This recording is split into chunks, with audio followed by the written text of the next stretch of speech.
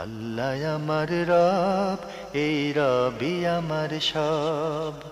দামে দামে তন মনে তারি অনুভব। তোমার দুনিয়াতে আমি যেদিকে তাকাই, অথই নিয়ামতে ডুবে আছি সবাই। পাক পাখালির গানে শুনি তসবিহ কলরব, তসবিহ কলরব। আল্লাহ আমার রব, এই রবি আমার সব। আসসালামু আলাইকুম। প্রিয় দর্শক, আপনারা যারা দেশে আছেন প্রবাসে, সবাইকে জানাই অনেক অনেক প্রীতি ও শুভেচ্ছা। শুরু হলো অ্যান্টিবায়োটিক এবং লাভ হেলো নিবেদিত অনুষ্ঠান আপনার জিজ্ঞাসা। আপনাদের সাথে আছি আমি জয়নুল আবেদিন আজাদ। আর আপনাদের মনে জাগা প্রশ্ন এবং জিজ্ঞাসার জবাব দিচ্ছেন বিশিষ্ট আলেম ডক্টর মোহাম্মদ সাইফুল্লাহ। আসসালামু আলাইকুম ওয়া রাহমাতুল্লাহি ওয়া বারাকাতুহু। প্রিয় দর্শক, চলুন তাহলে জিজ্ঞাসার জগতে। শুরুতে একটি ইমেল পাঠিয়েছেন মোহাম্মদ হারুন। লিখেছেন, আমি আপনাদের এই অনুষ্ঠান 2014 সাল থেকেই দেখছি। আলহামদুলিল্লাহ অনেক কিছু শিখতে পেরেছি। আমার দুটি প্রশ্ন। মা সন্তান গর্ভে রেখে কোনো খারাপ কাজ করলে এর প্রভাব কি সন্তানের উপর পড়ে? সন্তান গর্ভে আসার পর থেকে মূলত মায়েদের উচিত সতর্কতা অবলম্বন করা। কারণ এই সন্তানের সব কিছুই একই নার্ভে এবং একই ব্লাডে হচ্ছে, সঞ্চালিত হচ্ছে। ফলে কোনো সন্দেহ নেই এক্ষেত্রে তিনি তার মানসিক যত চাপ নেবেন, সেটা অপরাধের মাধ্যমে হোক, অবক্ষয়ের মাধ্যমে হোক, অথবা অন্য কোনো লোকের প্রেশারের মাধ্যমে হোক, দেখার মাধ্যমে হোক, শোনার মাধ্যমে হোক, এই সবটারই একটা প্রভাব। এটি সাইকোলজিক্যাল দিক থেকে, মেডিকেলের দিক থেকে এবং শরঈ দিক থেকেও প্রমাণিত যে এটি সন্তানের উপর অবশ্যই কী হবে, এর প্রভাব পড়বে।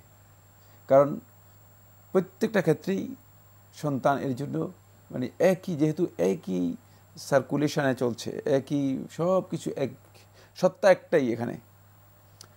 আস্তে আস্তে সেটা যখন পৃথক হবে, একটা পর্যায়ে গিয়ে যখন সন্তানকে রূহ দেওয়া হবে, তখন আরেকটা সত্তা সেখানে তৈরি হবে।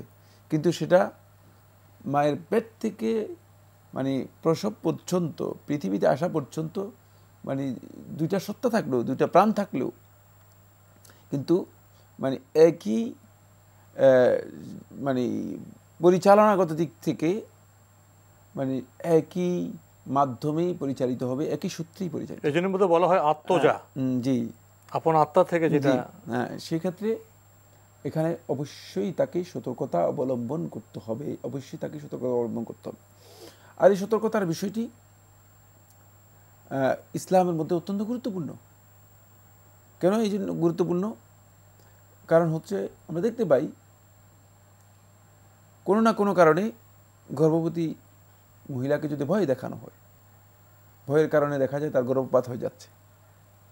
যদি কোনো না কারণে তিনি আতঙ্কিত হন, তাহলে দেখা যায় অনেক ক্ষেত্রে গর্ভপাত হয়ে যাচ্ছে। বড় ধরনের কোনো বিকট শব্দে তখন দেখা যাচ্ছে যে তার গর্ভের সন্তান মারা যাচ্ছে। এই সব কিছু হয়। এমনকি প্রাকৃতিক কোনো জটিল অবস্থা যদি দেখা যায়, যেমন আমরা এই ইরাক যুদ্ধের পরে দেখা গিয়েছে যে বহু সন্তান হয়েছে প্রতিবন্ধী সন্তান। যুদ্ধের বোমার আতঙ্কে, যে যুদ্ধের যে অবস্থা, পরিবেশ, পারিপার্শ্বিক যেই দূষণ, সবগুলো মিলিয়ে এর বড় প্রভাব সন্তানদের উপর, এর বড় ধরনের প্রভাব হয়েছে। এখানে এসে একটি বিষয় আমি আপনার সামনে পেশ করতে চাই। বর্তমানে আমাদের ডিজিটাল সংস্কৃতির যুগে দেখা যায় টেলিফোনে, টেলিভিশনে অনেক গর্ভবতী মা যে ছবি দেখছেন টেলিভিশনে, যে গান শুনছেন, এগুলি কোনো প্রভাব পড়বে কি না? এইগুলো আমি বলেছি প্রত্যেকটা জিনিস, এমনকি যেটা এই দৃশ্যটাও যদি এমন হয় যে দৃশ্যটা তিনি দেখলে, যে দৃশ্যটা তিনি দেখলে মানে তার মেন্টাল অবশ্যই প্রত্যেক দৃশ্যের মধ্যেই একটা নৈতিক প্রভাব একটা আছে, নৈতিক প্রভাব রয়েছে, মনস্তাত্ত্বিক প্রভাব আছে, মানসিক প্রভাব রয়েছে। ফলে প্রত্যেকটি দৃশ্যের ক্ষেত্রেও এটি খুবই ইম্পর্টেন্ট বিষয়। যদি কেউ মানে এই ধরনের দৃশ্য দেখেন যার প্রভাব তার উপর পড়তে পারে, ওই প্রভাবটুকু তার উপর পড়ার অর্থ হচ্ছে সন্তানের উপর ওই প্রভাব। মা যদি আপনার কোরআন তেলাওয়াত করেন, সালাত আদায় করেন, এর তো একটা ভালো প্রভাব পড়বে। হ্যাঁ, প্রকৃতিগতভাবে এটা একই সত্তা হবে। এই জন্য তিনি যত বেশি আল্লাহ তাআলার নৈকট্যের কাজ করবেন, ভালো কাজ করবেন, তত বেশি সন্তানের উপর এর একটা ভালো প্রভাব বিস্তার করবে। আমরা দেখতে পাই উমরুল খাত্তাব রাদিয়াল্লাহু তাআলা আনহু তিনি এক মহিলাকে ডেকে পাঠিয়েছেন।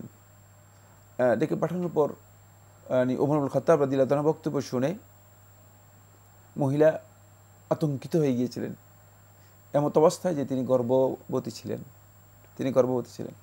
ফলে তার গর্ভপাত হয়ে যায়। উমরুল খাত্তাব রাদিয়াল্লাহু তাআলা আনহুকে এটা বলা হলো। তখন উমর রাদিয়াল্লাহু তাআলা বললেন, এর হুকুম কী হবে? তখন আলী ইবনে আবি তালেব রাদিয়াল্লাহু সহ মানে যারা ছিলেন তারা এই কথা বললেন যে অবশ্যই তোমাকে এর জন্য আল্লাহ রাসূল সাল্লাল্লাহু আলাইহি ওয়াসাল্লাম যেই পেনাল্টি ঘোষণা করেছেন সেটা তোমাকে আদায় করতে হবে, কারণ তুমি তাকে তাখফীফ করেছো, তুমি তাকে ভয় দেখিয়েছো। সুতরাং এটা একেবারে স্পষ্ট নুসুসের মাধ্যমে বোঝা যাচ্ছে যে মানে ভয় দেখানোর প্রভাব এমন পর্যায়ে যেতে পারে যার কারণে পেনাল্টি পর্যন্ত হতে পারে। তাই এটা আমাদেরকে সতর্কতা অবলম্বন করতে হবে এবং চেষ্টা করতে হবে। মুসলিম নারীদের উচিত হচ্ছে সেটা হলো এক্ষেত্রে ভালো কাজে নিজেকে ইনভলভ করা, খারাপ কাজ থেকে নিজেকে দূরে রাখার জন্য চেষ্টা করা। আমরা খুবই গুরুত্বপূর্ণ বিষয়ে অবগত হলাম। প্রিয় দর্শক, আপনি আরও লিখেছেন, বাবা মা অনেক চেষ্টা করার পরেও আমাকে কোরআন ও বাংলা শেখাতে পারেননি, কারণ আমার মেমোরি কোনো কিছু সহজে মুখস্থ করে রাখতে পারে না। ইভেন একটা শব্দ 100 বার পড়লে মুখস্থ হয় না। এমন অবস্থায় আমি কি করতে পারি? আমি যে একজন মুসলিমের সন্তান, একটা শব্দ 100 বার পড়লেও মুখস্থ হয় না। আপনি যতটুকু পারেন চেষ্টা করুন, মানে আপনার চেষ্টা অব্যাহত রাখুন। হতে পারে আল্লাহ রাব্বুল আলামিন আপনার মেমোরি বৃদ্ধি করে যেতে পারেন। চিকিৎসাও তো নিতে পারেন। ওয়াকুর রাব্বি জিদনি ইলমা, আল্লাহ রাব্বুল আলামিন আমাদেরকে শিক্ষা দিয়েছেন যে আপনি বলুন রব্বি জিদনি ইলমা, হে আমাদের রব আপনি আমাকে ইলম বৃদ্ধি করে দিন। বেশি বেশি করে এই দোয়াটি পড়বেন এবং সর্বোচ্চ চেষ্টা করে যাবেন, নিজের প্রচেষ্টা সর্বোচ্চ করে যাবেন। এক্ষেত্রে যতটুকু সম্ভব ততটুকু দিয়ে আল্লাহ রাব্বুল আলামিনের ইবাদত করে যেতে হবে, কারণ আল্লাহ রাব্বুল আলামিনের বন্দেগী থেকে মুক্তি পাওয়ার কোনো সুযোগ নেই। মানে এই বিষয়কে পুঁজি করে অথবা এই ধরনের একটা এক্সকিউজ তৈরি করে আপনি যদি মানে মনে করেন যে মানে এর মাধ্যমে আমি চেষ্টা করছি যে কীভাবে আল্লাহ তাআলার ইবাদত থেকে নিজেকে দূরে রাখতে পারি না, এটা আপনার জন্য জায়েজ নেই। আল্লাহ তাআলার বিধান আপনাকে অবশ্যই কী করতে হবে, পালন করে যেতে হবে এবং আপনাকে অব্যাহত চেষ্টাও চালাতে হবে মানে এগুলো মুখস্থ করার জন্য, এগুলো জানার জন্য, বোঝার জন্য। এটা আপনাকে অবশ্যই চেষ্টা করে যেতে হবে।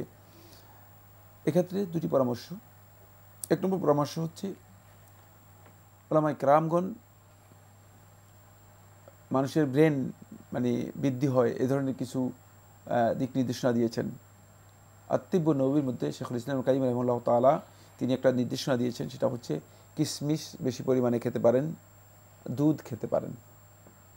এগুলোর মাধ্যমে বলেছেন যে মানুষের ব্রেন সমৃদ্ধ হয়, ব্রেনের কাজটা সমৃদ্ধ হতে পারে। তো এই জন্য এগুলো আপনি হয়তো খেতে পারেন। হতে পারে যে মানবদেহের মধ্যে অনেক লিকুইড রয়েছে, অনেক জিনিস রয়েছে, রক্তের মধ্যে অন্তপক্ষে মানে শত শত প্রকারের জিনিস রয়েছে।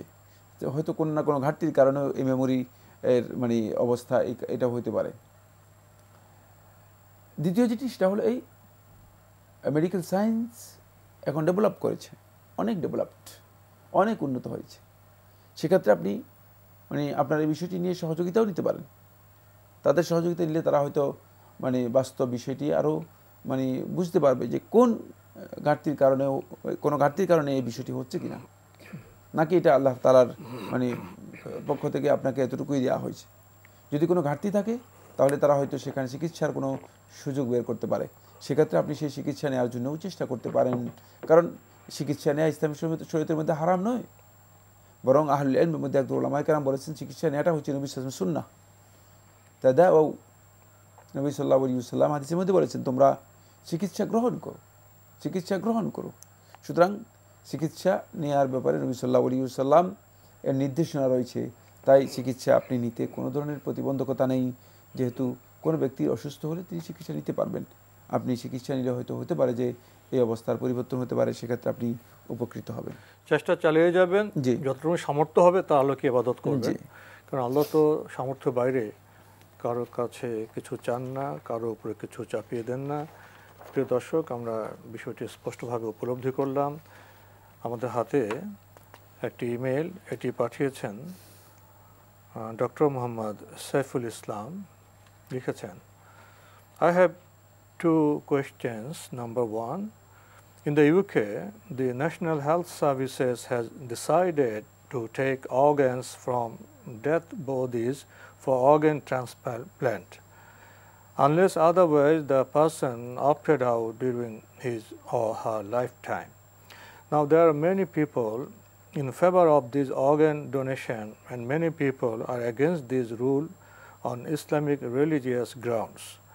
They said, according to the Quran and Sunnah, organ donation is forbidden. I like to know your view on this matter. প্রথম কথা হচ্ছে, অন্য একটি ব্যক্তিকে, অন্য একটি প্রাণকে, অন্য একটি জীবনকে মানে সত্যিকার মানে বাঁচিয়ে রাখার জন্য যদি কেউ তার কোনো অর্গানকে ডোনেট করেন, তার এই ডোনেশন ইসলামী শরীয়তের মধ্যে জায়েজ রয়েছে, না জায়েজ নয়। এই না জায়েজের জন্য, এই জায়েজের জন্য শর্ত রয়েছে। এটি ওপেন নয়, একেবারে উন্মুক্ত নয়, এটা উন্মুক্ত নয়, যে মানে মানে শর্তযুক্ত। শর্তযুক্ত। সেটি হচ্ছে সেখানে সুনির্দিষ্ট ব্যক্তি থাকতে হবে। অর্গানটা কাকে দেব, কাকে দেওয়া হচ্ছে, সুনির্দিষ্ট ব্যক্তির জন্য হতে হবে। মানে এটি প্রমাণিত হতে হবে যে এই ব্যক্তির প্রয়োজন রয়েছে, সুনির্দিষ্ট ব্যক্তির হতে হবে। 2 নম্বর যে বিষয়টি, সেটা হলো যিনি দেবেন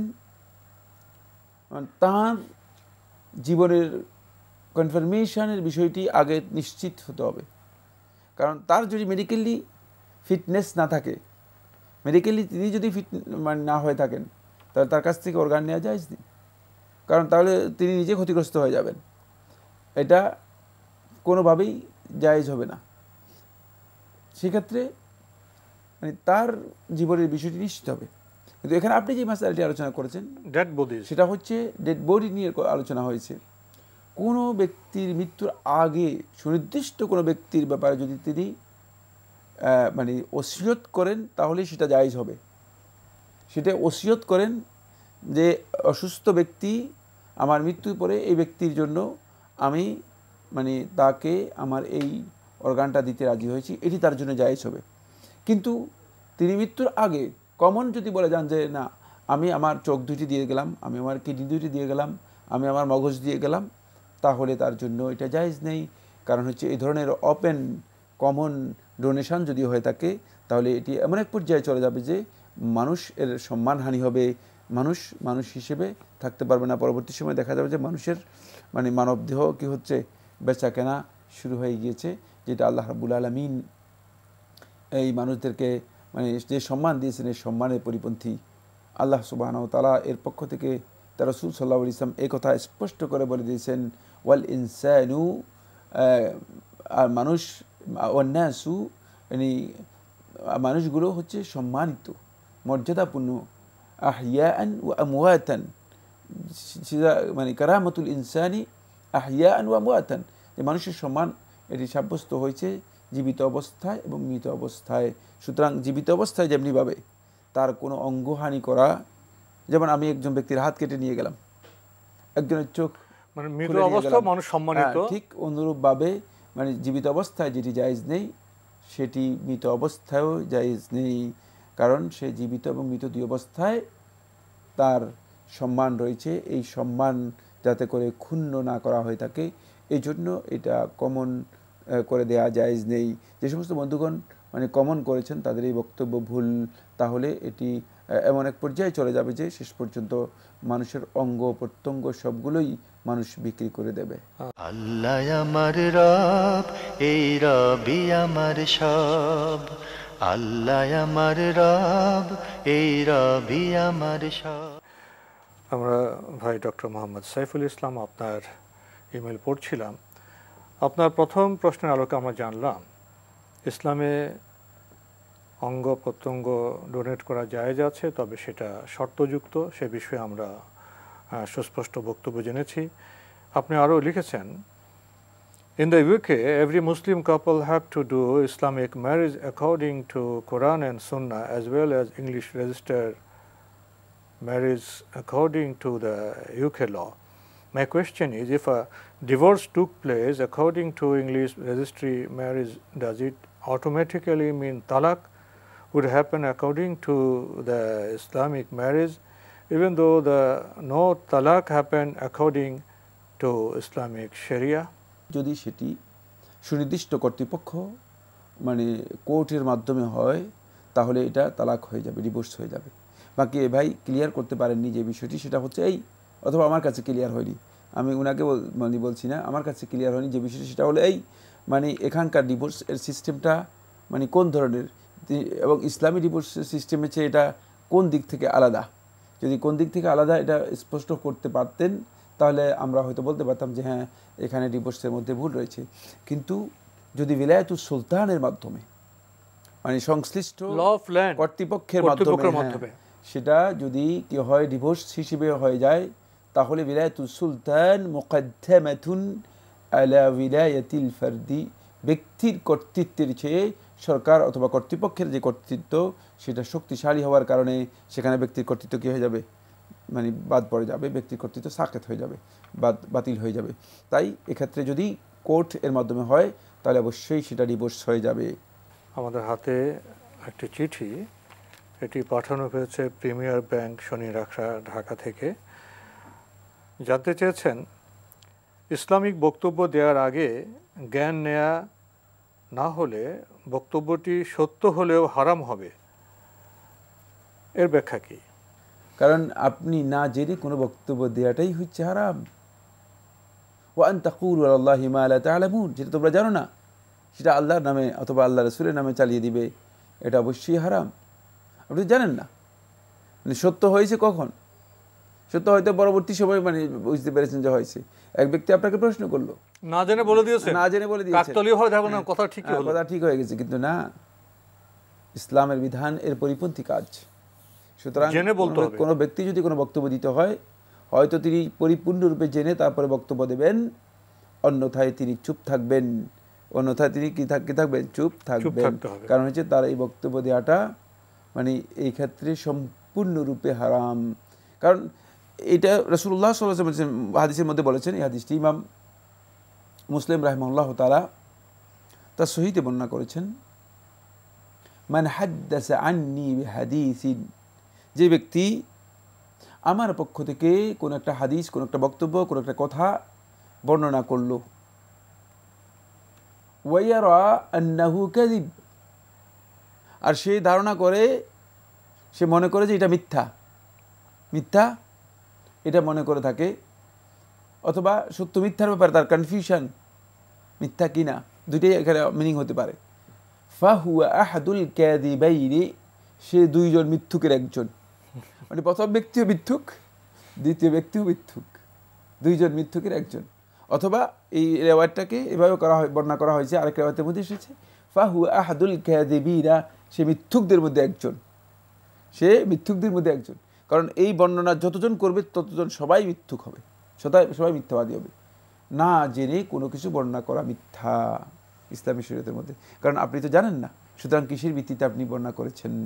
আমার কাছে জ্ঞান নেই, আমি জ্ঞান বিতরণ কোত্থেকে করব? আমার কাছে অর্থ নেই, আমি অর্থ বিতরণ কোত্থেকে করব?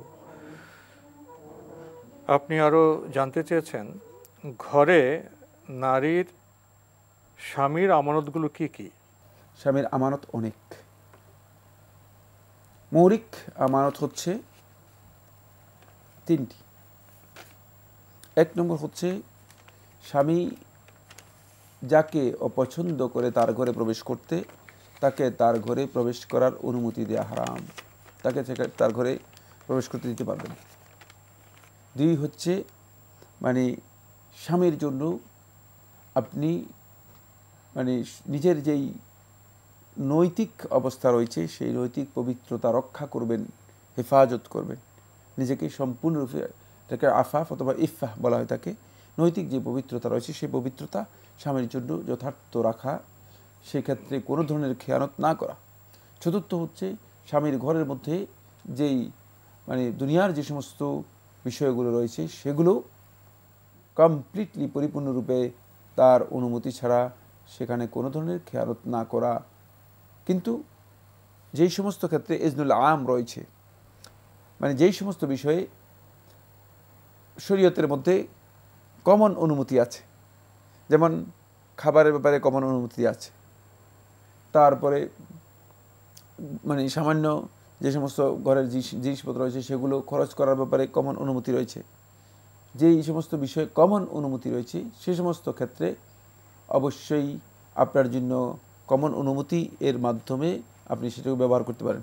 না আপনি ঘরের মধ্যে থাকবেন, হয়তো স্বামী অফিসে চলে গিয়েছে, না আপনার মন চাচ্ছে যে আপনি চা খাবেন, বিস্কিট খাবেন, যেটা স্বাভাবিক, যেটা আপনার মানে সঙ্গত, সেটা করতে পারবেন, মানে এর জন্য টেলিফোন করতে হবে না। এগুলো ইজনুল আম রয়ে গিয়েছে, এগুলো হচ্ছে কমন অনুমতি রয়ে গিয়েছে ওরফের মাধ্যমে, প্রচলনের মাধ্যমে বা মানে ইসলামের দিক নির্দেশনার মাধ্যমে।